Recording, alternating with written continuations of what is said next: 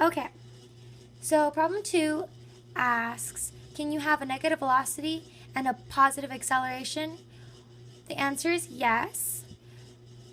When an object is slowing down in a negative direction, so you can see this at the bottom here, when an object is slowing down in a negative direction, it will have a negative velocity and a positive acceleration. I show this in this plot here using the velocity equation and the acceleration equation. I explained this in class.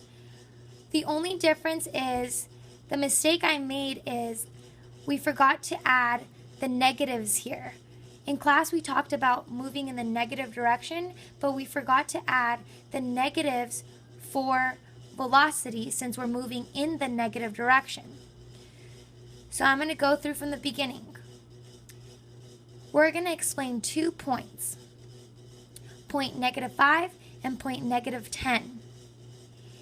If I'm moving in the negative direction, so I'm moving from -5 to -10, if I plug this into the velocity equation, you will see final minus initial, so -10, which is the final, minus the initial, which is -5 meters, over time will end up giving you -5 over time, which ends up being a negative velocity.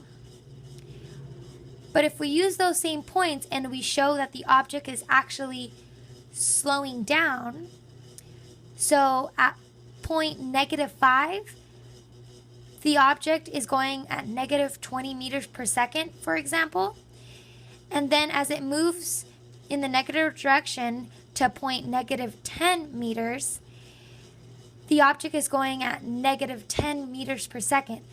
So from point -5 to point -10, the object has slowed down.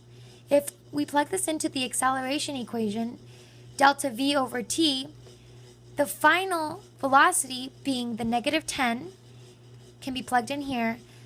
The initial velocity being the -20 goes here. Over time, it will actually give you a positive 10 over t. So that's a positive acceleration. So once again, as the object is slowing down in a negative direction, we will have a negative velocity and a positive acceleration.